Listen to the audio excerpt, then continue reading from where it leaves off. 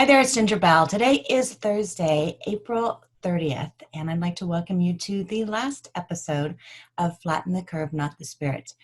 For the past 45 days, we have been posting 3 videos a week with industry leaders and professionals, just talking about their input, advice, what they're doing to be able to make it through what we're going through right now as far as sheltering in place. And so I want to thank you for tuning in and to let you know that today on April 30th in the United States, there are over 1 million cases of coronavirus. Unfortunately, 62,263 deaths, but we have 148,000 that have recovered.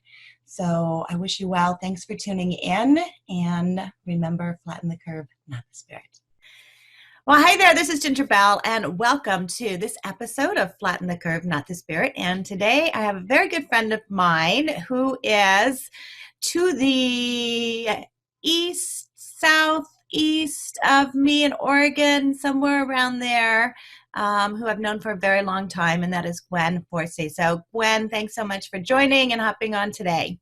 My pleasure, and it is a beautiful day here in Boise, Idaho. Sunshine, I can hear the birds chirping outside. Yay. So we're just like one state adjacent to each other. Yeah, like probably 8 hours away. By car, or like 40 minutes by flight. Yeah, it's always a good quick flight. Yeah.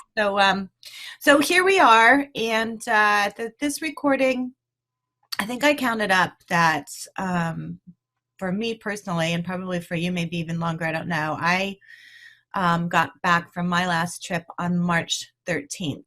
And so I think it's been like 48 days, something like that. I think the 13th, that was a Friday, the 13th. Friday the 13th. I was supposed to speak at a conference that was canceled the day before. So that was probably kind of my first day too of it, like, oh, everything's shutting down. Nothing had been formal here yet. Right. But things were starting to like cancel off of the calendar. And like you just started staying home. So I'm right there with you, those same number of days, which that's a long time. It doesn't feel like it's been that long in some ways. In some ways, it feels like it's been forever. It's been forever. Most definitely. Yeah, I was supposed to be speaking in Phoenix on that Friday, coming from Atlanta, and same thing, they canceled it on Wednesday, so I ended up not flying on Thursday. So you are always such a positive person, and I know your business is about branding and being able to bring to light who someone is and what they stand for. And in this new world that we're in, it's so different. And so obviously finding out how you're doing, very important. That's the first thing. And the first thing I think for a lot of people too in their conversations, how does that relate to branding though? I mean, how can somebody segue, that, hey, how are you doing? What's going on in your world, to their branding and who they are? Yeah, so it is important. I really feel like this sort of new normal we're in right now is a historical change as to how we will all do business going forward. Yeah. We're going to have many more people working from home, so much more importance on virtual and not like in person, because they're kind of saying like a version of what we have now will be going on for a couple of years even. Right. So now more than ever, so important to have your online presence just polished up, waiting to be seen. Mm-hmm. I mean, people check us out before they decide if they want to do business with us. And how do they do that now? They do it virtually. It's the only way they can do it really for right now. So it's time to stop hiding behind sharing other people's content, or maybe just grabbing those like blog articles, your generic ones, and getting more in tune with who you are, what you're about. Stop hiding behind those things that make you special, that sometimes are like, oh, is that the right thing to share? Like step into those things that make you different. That's what makes you special, and your brand is you being more of you. And so sometimes that can be really scary for people. It feels a little bit vulnerable, right? Like, oh, I'm going to just like vanilla-ize myself and stay down here where I can try to please everyone and not share those like quirky, fun, interesting things that would be really something people could connect to. Exactly. Well, and being authentic attracts the kind of people that you like to do business with. And, I've done a lot of webinars for many years, as have you. I do a lot of webinars for my clients, create video content, things like that. And so that's what I've had my clients really asking me to do, is teach us how to do this, teach us how to do the virtual, how to do the webinars, how to do the videos, how to stand out there. And it's funny because I've done numerous webinars for several different associations lately, and then my clients as well. And I had a friend of mine over the weekend say, "Oh, so-and-so is doing a webinar on video. How come she didn't ask you?" And I went and looked at the person that she had asked, and I said, "Oh, well, that person aligns really with her and who her coaching clients are." And so it was much more aligned with who she is. I'm very much a factual, step by step by step by step. This is how to do it. I'm a guide kind of person. Like, I'm going to show you the steps. I'm going to show you how to do it. I'm going to do that. And then some people are very touchy-feely and, all that. And so, you have to find that right balance of not only what fits with you, but what fits with your audience as well. So who are your real estate clients like? And who are their clients like? And so being authentic to you and who you are, I think, is important. And don't be worried about the other stuff. Yeah. And also too, when you can be authentic to who you are and really speak from your heart, start attracting those people that you would die to fill your calendar with, right, instead of the ones, we've all had those clients where it was not a good fit. right. Like, it was just oh, one more phone call and I'm pulling my hair out. And then we have those clients, we just love them right away. You feel the energy, you feel the vibe. They send all their friends that are just like them to you. Yes. And it's if you could just get to the point where you can fill your calendar with those kinds of clients and not just be pushing the stone uphill with the tough ones. Those tough ones, they're not your people. They don't trust you. Right. That's why they're tough. You don't have that no love and trust factor built with them at all. And that's why they're difficult. So if you can just go deeper in your spirit, you don't need thousands of people. Right. Go with 50, your 100 that you're already connected with. You already know everyone you need to know. Right. And just get deeper with them and really cement those relationships, because you have to stay top of mind. If you're not, someone else is, right? If right. you're not showing up, if you're not providing the value, if you're not speaking to them in their language, or if you're not making the phone calls, that's a big call reluctance among people. Right. Someone else is. And so a good little tip that I give my clients, because video is scary for people. You and I are totally comfortable with it. We've done thousands, probably, videos together. Not together, but had our videos together. I would love to do 1,000 videos with you, Gwen. Let's get started right now. Technically our third video together.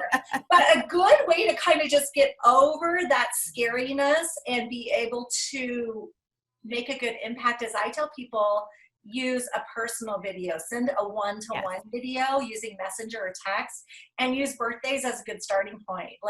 Whose birthday is it today? Who can I send a message? Because you really do get that tone, the voice inflection, the personality when you get a video and it stands above. No one else is doing that right now. They're all, say it's someone's birthday. They're all commenting on their page with the other 300 people. They're not standing apart, but you send a video message, custom, not like a bomb that you're sending to everyone, right. But hey, Ginger, I saw it's your birthday. Cheers to you. Here's another, amazing year. And just short, sweet, simple. That's no pressure. That's so easy to do that and get comfortable with it. Right. And you can do it from your phone. You don't need anything fancy. I mean, we're obviously doing this recording on Zoom. We have cameras on our computer. We have microphones and things like that. I have the fancy diva light. Yeah, me too. Yes, I've got my little diva light, and I close my shade so I don't get the sun, coming in and all that kind of stuff. But you don't need to do that. No. I remember one time I was traveling with my son, and we were sitting in an airport waiting for a plane, and it was the same thing, somebody's birthday. And actually, no, it wasn't somebody's birthday. We were sending a thank you to the person we had just met with, because he and I do some occasional business together on some of his projects.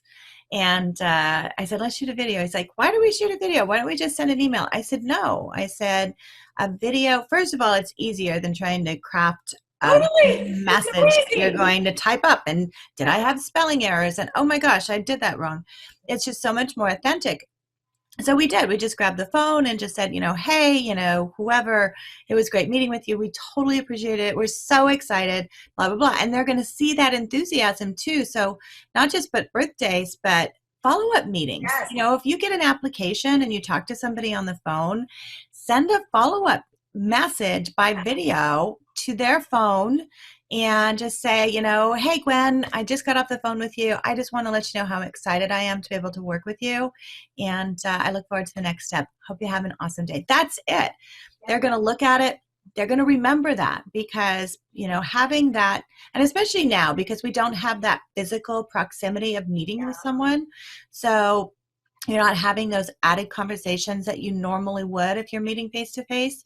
So you need to do it more now and just smaller pieces more often so somebody sees you and they can hear how excited you are. So I think video is huge right now. And they'll feel it too. I'm sure you and your Mm-hmm. son, they can feel the excitement Right. coming across in the video. Yep. And yes, send, your referral partner sends you a referral and you speak to that person on the phone, send your go all in on video. Right. And it doesn't have to be this planned video on your Facebook. You don't have to go live. Use it more in a No. personal way. The other thing is you do feel like, I'm sure you've had Zoom happy hours with the girlfriends, Yes. the family. You're like, oh, I got to feel it. There is something you get from that you're not getting from text messages, photos, and an email. Right. Like it's just not the same. The video is the next level, and it's the best thing we have for right now. Right. And going forward. Yeah. And to be able to build that, the more you build into it now, first of all, the easier it becomes. Yes. And then next, they're going to get used to that as well. And people recognize you. You do a lot of public speaking. I do a lot of public speaking. I do a lot of posting of videos and webinars and things like that. And so, I was in Austin last year for the MBA and I'm standing in line to get my name badge. And I had like 3 people come up to me and say, hey, Ginger, how are you? Now, I had never met them before, but they had seen me, and whether it was, speaking or on a webinar or on a video or something like that.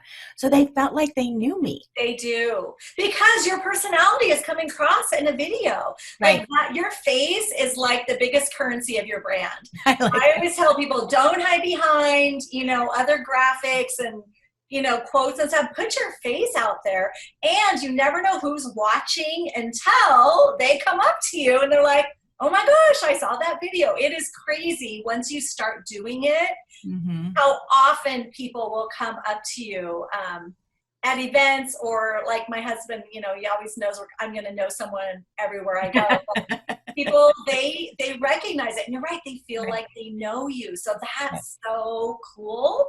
And if you're not taking advantage of that opportunity, like it's time. No more excuses. It's time right now.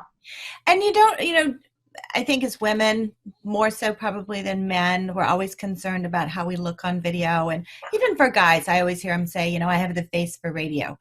And, when I first started doing video and doing a lot of recordings, especially for, back when nobody was really doing it, I would tell my video editor, I don't want to watch it. Just edit it, put it out there. I don't want to see it because I'm going to critique it in such a way. But if you're having a physical conversation with someone, you're not worried about what's the lighting or what am I saying or, oh my gosh, I blink my eyes all the time or anything like that. So don't be worried about that on video. I often think about one of my favorite teachers was in junior high school, what some know as middle school. And she was my first speech teacher that really got me comfortable and into public speaking. I was very shy and quiet before, and then she just brought that out. Ironically, her name was Mrs. Bell. We called her Mom Bell. But she was not at all an attractive woman. And so, she didn't dress stylish. She didn't do any of that, but she was all in. Her energy and her enthusiasm as far as bringing kids out and teaching them and letting them find themselves was infectious. And I can tell you, she passed away a couple of years ago. But there was a group that had formed on Facebook how many years later, that did this huge tribute to her, that she had had such an impact on them in their lives. What And a legacy. so, and truly building a legacy. And so, I think we need to look more inward as far as our spirit and our authentic self and what our, passion is and what we're good at, and put that out on video. Let people see that, your authentic self, because that's going to come through. Yeah. And the thing is, today with live videos, perfection is not expected. No. In fact, the perfect sort of edited videos are kind of boring almost, right? Like everything is going towards stories, which is the live, like behind the scenes. Let me show you what's happening instead of the filtered, edited. But if you, like, we're staying home, not necessarily every day putting full makeup on, there's great filters. You can just use a filter that birthday or that thank you message. You don't have to wait till the day that you actually, did your hair and makeup. Right. So there's really no excuses. And Ginger, when I started too, I remember actually the actual day when I'm like, I'm going to go live today. I went in my backyard. I found a spot. I tried to do the right angles. I wanted to make sure I didn't have harsh shadows. I recorded myself as a practice. Right. I did watch it back, and I made some mental notes, and then I just went for it. Because if you don't start, you don't have anything to get better on. Exactly. Like, you have to start somewhere. And if I fumble over a word, I do what I would do for a meeting in person. I laugh it off and I move forward. Yeah. Like, that's the other thing is recording videos, like having to get to perfection. One, you will never get to perfection. Like you said, you don't want to watch yours back. If you did, you'd be like picking yourself apart, which we shouldn't do that to ourselves. No. But that's why I love live, because you don't have the opportunity to stop, delete, stop, taking all day. And then of course you don't have time to do it. You spend 3 hours recording and deleting. Right. So I say just go for it and get over the fear. Just get over yourself. Right. Yeah. So Steve Sims, who is a phenomenal speaker and coach, and he wrote the book called Blue Fishing, he has a saying that he uses a lot, and he says, get going and then get good. Yeah. And that's the key. It's just like, okay, the lighting's not going to be perfect. The, sound may not be perfect, all those things. But if the message is genuine, that's what people will see. Yeah. And people, I know they have a hang up like, oh, my people they'll get sick of seeing me, or they know what I do. Like, they're not thinking about us that much. We have to stay in front of them, and your people won't get sick of seeing you. Right. The ones that aren't your people will. And that's probably the best thing is when they're self-selecting. The ones that like you are being attracted, the ones that aren't are like, not my person. And that's okay. Right. That's actually what we want to happen. So you're right. Get over yourself. You'll get better. Someday, 6 months from now, you'll be such a pro. Don't go back and delete that first video. Like, it's okay to show the journey. That way, that shows other people they can do it too.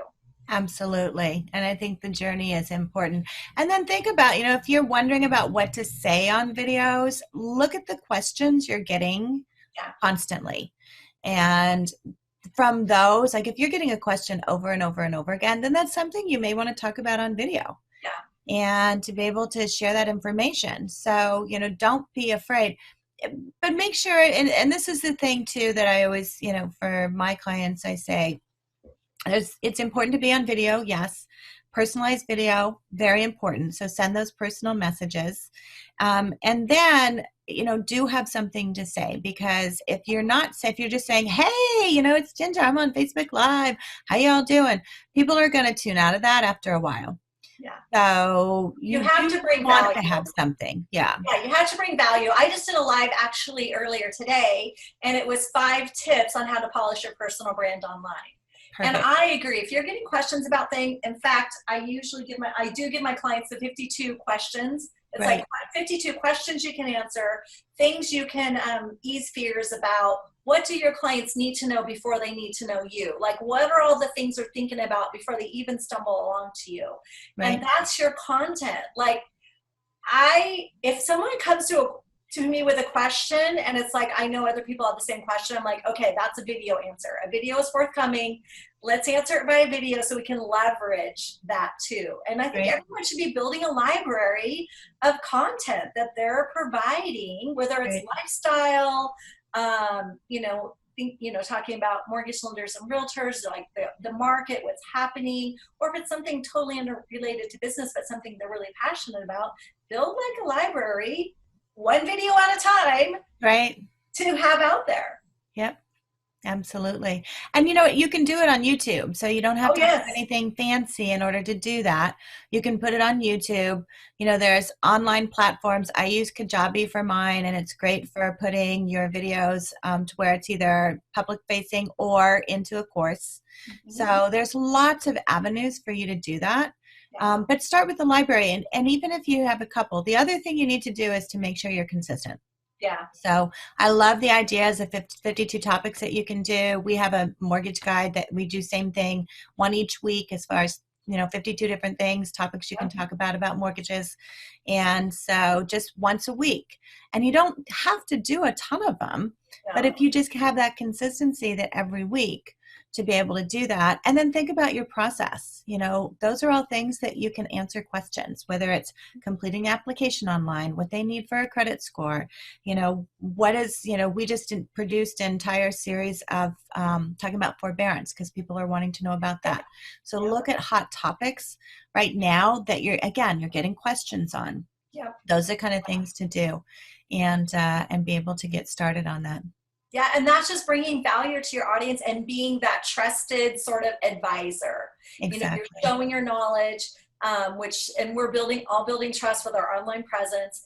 They say YouTube is where you can put like the boring how-to stuff, which is great because YouTube's where you go to find out how to do something, right? Yeah, that's where people search. Yes, Facebook's a great place to put those things too, but with more personality. So I'm all about like shoot one live video, download it, and repurpose it 10 times over. Not all the same day, same time, right? But over time. So you're not always like this content creation monster. Right. You can do something really good that could go for a long time on a lot of different platforms. So yeah, exactly. There's so much opportunity. We could just think of 20 years ago.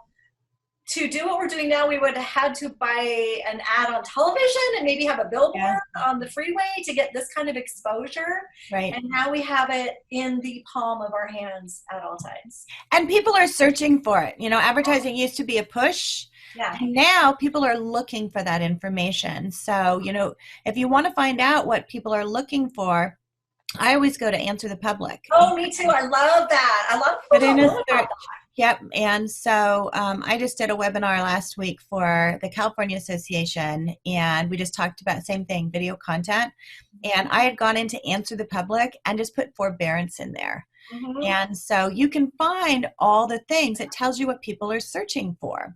And so if you want to find it, find out what people are searching for, go to Answer the Public, put in mortgage, and, take one of those topics and answer the question. Yeah. So you have the knowledge. That is like endless content forever and ever and ever. Right. Absolutely. Yeah. So those kind of little nuggets are good. And you don't have to have a lot of time to do it. It doesn't have to be anything, that is, 20 minutes long or we're going to do this, but, mapping out the time is important.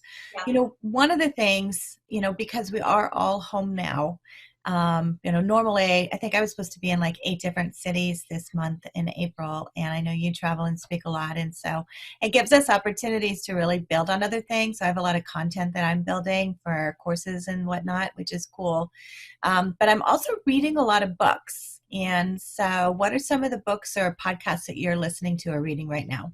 Okay, so I love Courage and Clarity by Steph Crowder. Awesome podcast. Don't know if you're familiar with it. Nope. I'm also I have my master class that I actually do in a Facebook group, and you're mentioning Kajabi. I use ClickFunnels, but I do all my videos right in a private Facebook group where I have control over it. Yep.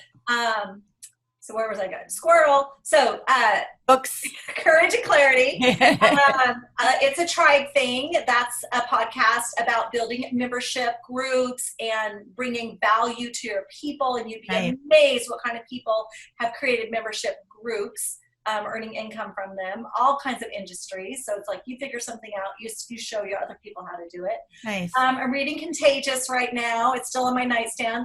I love Ninja Selling. That's an awesome book. Everyone in real estate and lending should read. Is it The Art of Ninja Selling or Ninja Selling? I'm not sure. And then Slight Edge is one of my really good ones. Have you read that one? I haven't. The Slight Edge. It's about doing those little things each and every day that even though no one is recognizing them, they add up to big things over time. So it's about habits. It's similar to like Atomic Habits, but Right. in a Which was a different way. great book. So Yeah. I Yeah. always have about 3 books going at once, and we're kind of getting into our camping season here. We have the glamper, we'll go out in the wilderness, and I do my best reading, content creation, course creation, masterclass creation when I'm out in the woods drinking my morning coffee. Yes. Yes. I am the same way. It has to be in the morning though. I'm Yeah. a creator in the morning. What are you reading and listening to right now? So I listen to a lot of different podcasts as well, and it's all across the board. Jason Frazier just put a whole grouping of podcasts together, so I've been listening to a lot of those different ones, industry podcasts, and then I'm reading the book right now. It's called Seat of the Soul, SEAT of the Soul. It's by Gary Zukav, and it is about tapping into your authentic power. He talks about, so what are you really good at, and so it's a matter of, for me, I know what I'm good at, but just like you said, squirrel, it's like it's honing in on that and really leaning into it and being able to build around that. So I'm focused on that. I read a lot about, and I actually just signed up for 4 new courses on Udemy. I like learning from other people. And Mm-hmm. so, master classes like what you talk about. So those on, creating video, creating courses, things like that. So I'm like you, I'm all over the board. I feel like I am the best college student right now. Like I when I read a know. book, I'm taking notes, podcasts, I have notes. I love reading or listening first thing in the morning because usually I can like put something into play later that day. Yeah. So I love that. Just kind of get your mind right. Right. But yeah, I feel like I would be the best. Like I would have, I'm old school though. I write it. I want to see it. I Yeah. don't I'm like the same write my way. notes. But I go back and I read them. I highlight them. I'll be like, oh, I need to pull that into this course I'm doing right now. So I'm just like curating it all and Yeah. like you said, leaning into what you're best at. A lot of times we don't even know. Like sometimes you have to ask outside. Like ask your friends and call it. What do you really think I'm good at? What do you come to me for? Right. Because sometimes it's one thing, but it can like lead into something else that goes even further. Yeah. And don't be afraid to share that information. Like I said, I just did a webinar for camp on virtual meetings and creating content and being able to, come up with ideas. And I had one of the attendees that called me yesterday, and she goes, I have been searching for you. You're exactly what I need. And so when you hear that, then it's like, okay, that's it. Now I know this is my purpose and this is what I'm meant to be doing. And it's great when you hear that from clients because it's that affirmation. Totally. Yeah. Yeah. Sometimes, we're entrepreneurs. We're going on this path, right? And we're like, oh, maybe we should go this way because that seems right. But Right. when you get that validation and the confirmation, it's like, oh, okay, yes, this is the right way. We're doing the right thing. That ding, ding, ding. Right. Ringing the dinner bell, I think. Because sometimes, I'm really like, I come up with new stuff and I'm like, I wonder if I should try this. I'm not afraid to try something new and pivot or change. So it's good to have the validation that you're going in the right direction because you can get off on the wrong direction too sometimes. Right. Absolutely.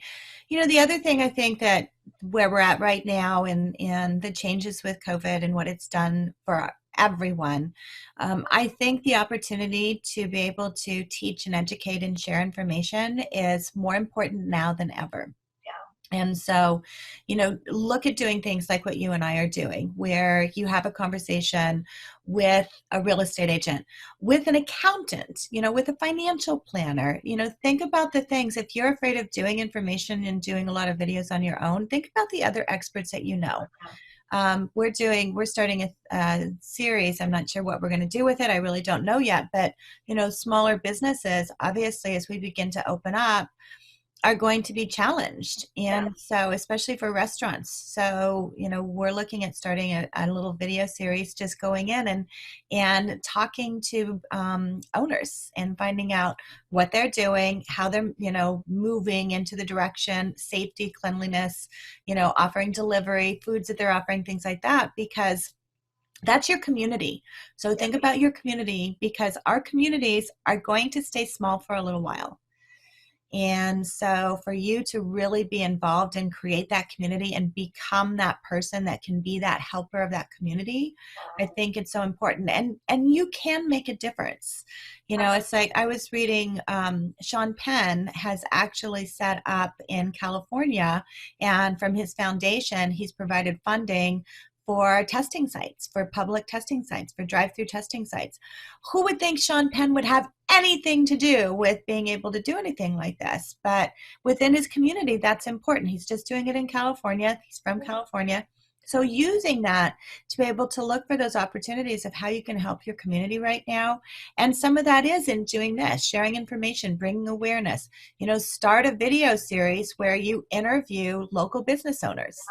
Yeah. And you post that onto your YouTube channel, their YouTube channel, I mean, whatever. You know, this is a time that you just have to look for ways that you can help your tribe, your community, to be able to build in that. Mm-hmm.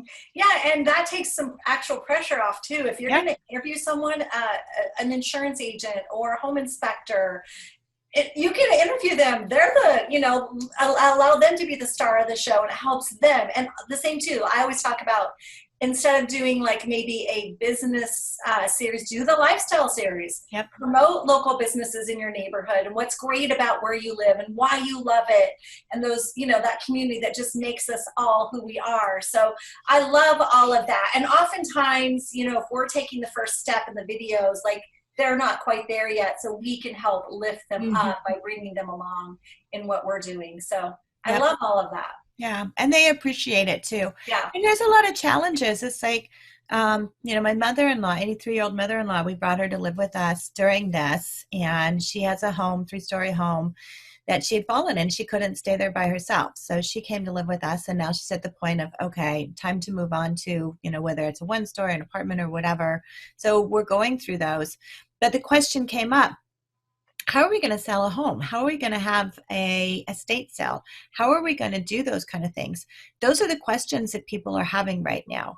And so, call an estate agent business and have a conversation with them. What can people do? Because people are looking at that. People are still wanting to, move. They're getting transferred, whatever. And so being able to provide some of that information and resources are very important. So, really don't be afraid to think outside of you and to go bigger into your network, because it doesn't all have to be about the content you're creating. It's just like you and I, we did this recording, and this is actually the second recording we've done, because the first one, that's okay. The first one I couldn't get to convert. So thank you for joining for a second one, which was a blessing.